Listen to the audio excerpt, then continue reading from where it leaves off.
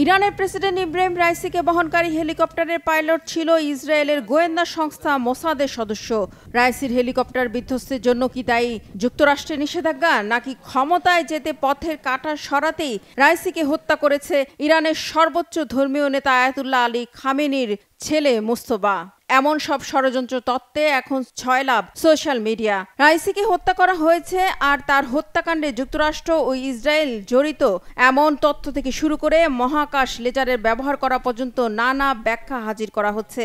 বুধবার দিনভর রীতিমতো ভাইরাল ছিল রাইসিকে হত্যা করেছে তার চরম শত্রু ইসরায়েল। বলা হচ্ছে ইসরায়েলি গোয়েন্দা সংস্থা মোসাদ, যারা কিনা ইরানের অভ্যন্তরে অপারেশন চালানোর জন্য পরিচিত, তাদের হাত রয়েছে এই দুর্ঘটনার পেছনে। বলা হচ্ছে রাইসির হেলিকপ্টারের পাইলট ছিলেন মোসাদের একজন এজেন্ট। আরও একটি তথ্যে বলা হচ্ছে যেখানে হেলিকপ্টারটি বিধ্বস্ত হয়েছে সেই এলাকা ইরানের প্রতিবেশী দেশ আজারবাইজান সীমান্তের কাছে।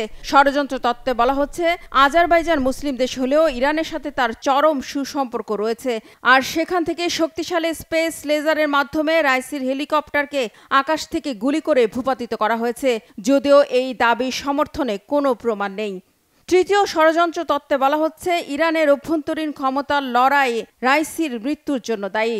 সদ্য প্রয়াত প্রেসিডেন্ট ইব্রাহিম রাইসি সর্বোচ্চ নেতা আয়াতুল্লাহ আলী খামেনির সম্ভাব্য উত্তরসূরি ছিলেন, আর সেই পথের কাঁটা সরাতেই সর্বোচ্চ নেতা খামেনির ছেলে মুস্তফা খামেনি এই হত্যায় জড়িত এমন দাবি করেছেন মার্কিন পররাষ্ট্র দফতরের ইরানের সাবেক উপদেষ্টা গ্যাব্রিয়েল নারোনহা। এক্সের একটি পোস্টে তিনি এই দাবি করেন। বলেন, মুস্তফা সর্বোচ্চ নেতা হলে ইরানের মানুষের একটা বড় অংশ অসন্তোষ জানাতে পারে, তাই রাইসিকে সরিয়ে দেওয়া হয়েছে। আর ইরানি কর্মকর্তারা দাবি করেছেন বিমান এবং বিমান চলাচলের উপর মার্কিন নিষেধাজ্ঞা এই দুর্ঘটনার জন্য দায়ী। তারা বলছেন ইরানের বিমান বহরের রক্ষণাবেক্ষণ এবং নিরাপত্তাজনিত নানা কাজ নিষেধাজ্ঞার কারণে বন্ধ ছিল।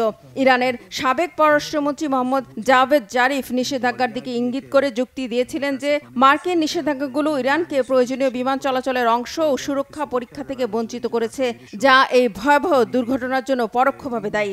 এছাড়াও আরও অনেক ষড়যন্ত্র তত্ত্বে গেছে গোটা বিশ্বের সোশ্যাল মিডিয়া। রিফাত জামান, বাংলাভিশন নিউজ ডেস্ক।